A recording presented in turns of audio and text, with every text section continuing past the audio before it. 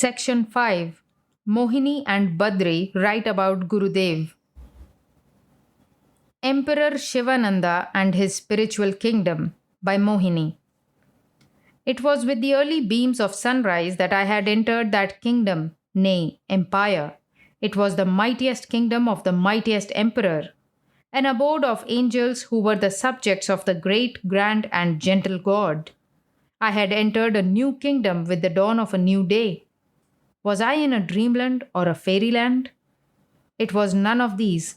It was a magic land. The greatest magician of all times lived there, who would just with a look transform a beast into the best being. Such was the power of that magician. That magician was no one but the emperor himself.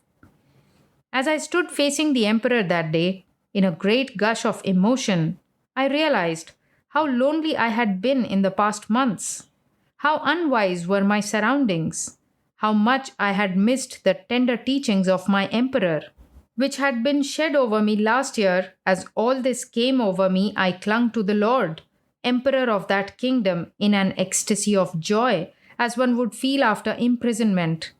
I stood silent, looking into the loving, smiling eyes, fascinated and puzzled by what I saw there. The key to that palace was humility and self surrender. As I entered the palace of the King Shiva, I was wonderstruck. It was the biggest kingdom on earth, protected on all four sides by the great grand giant like hills. On one side of the empire flowed the roaring, sacred, mighty Ganga. The entrance to this fascinating kingdom was the entrance to the kingdom of God.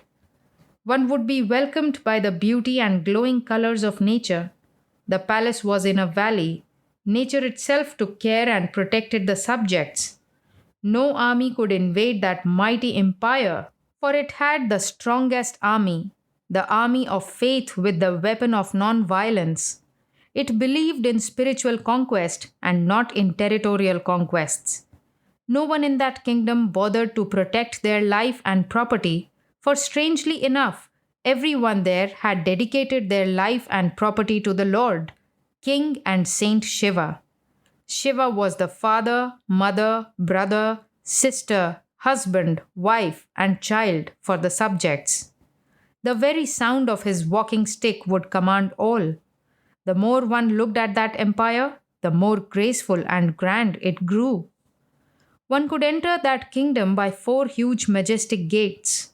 They were the gates of serve, love, meditate, and realize. One who would enter these gates never came out of them.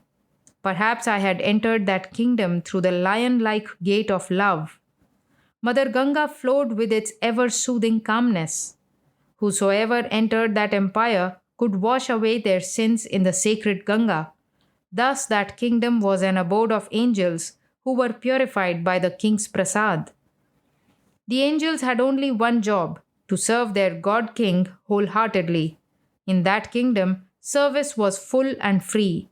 The despondent, dejected, downtrodden, and a dutiful devotee, no one was deprived or declined a place in that divinely palace. The king had a magnetic personality which charmed the young and the old alike. That king was the incarnation of God in the 20th century. The empire was built to show light to humanity. The king held the darbar day after day, and thus thousands would be taken from the ocean of misery to the ocean of bliss. The king served the sick, both mental and physical patients. Every angel in that kingdom had its own work. No one was lazy there. Life was dedicated to serve. Just like buds bloom forth into flowers with the sweetest fragrance, humanity bloomed forth into angels full of good deeds.